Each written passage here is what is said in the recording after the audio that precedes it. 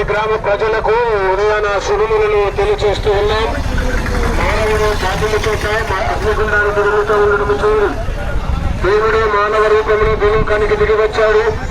దేవుడిని అంగీకరించిన వారందరికీ దేవలోకాన్ని అనుగ్రహించుట కొరకై దేవుడు ఇష్టపడుతూ ఉన్నాడు. మానవుడు నశించడం, నరకానికి వెళ్లడం దేవునికి ఇష్టం లేక దేవుడే మానవాకారంలోనికి వచ్చాడు.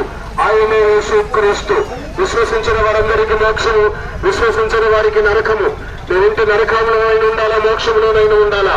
కనుక మోక్షం వెళ్ళాలి అంటే మోక్షానికి వెళ్ళే మార్గాన్ని కనుక్కున్నారా? మార్గము యేసు అన్న సంగతిని తెలియచెప్పడానికి వచ్చావు.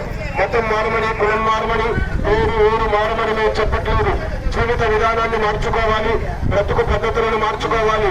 మానవుడు మానవుడిని ప్రేమించాలి. మానవుడు మానవుని చంపడానికి లేడు. మానవుడు మానవుని హత్య చేయడానికి లేడు.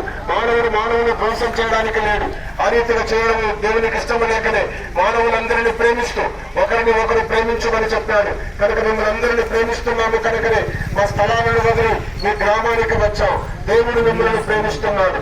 దేవుడిని ప్రేమించిన వారందరికీ దేవలోకం ఉంది అన్న సంగతిని తెలియచేస్తూ ఉన్నాం. మీరందరూ దేవుని లోకానికి వెళ్ళాలని, దైవ రాజ్యానికి వెళ్ళాలని, మోక్షానికి వెళ్ళాలని, నిత్య సుఖాన్ని అనుభవించాలని మేమందరం ఇష్టపడుతున్నాం. ఇక్కడ ఉన్న మేమందరము కూడా మీ క్షేమమును కోరి ప్రార్థన చేస్తూ ఉన్నాం. మల్లంపల్లి గ్రామం అంతటిని దేవుడు దీవించాలా, దేవుడు రక్షించాలా, దేవుడు ఆశీర్వదించాలా. దైవ దీవెన కావాలి అంటే దేవ మమ్మల్ని క్షమించు, మమ్మల్ని దీవించు అని నువ్వు చెప్పితే చాలు. ఆ దేవుడు యేసుక్రీస్తు అన్న సంగతిని ఈ ఉదయాన నిర్మమాటంగా తెలియజేస్తున్నాం. అలాంటి దేవుడు మిమ్మల్ని అందరినీ దీవించి ఆశీర్వదించును గాక. ప్రార్థన. పరిశుద్ధుడమైన మా తండ్రి, మీకు వందనాలు.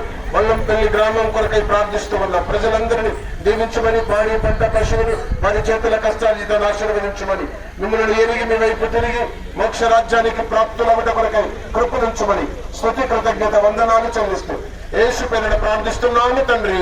ఆమేన్.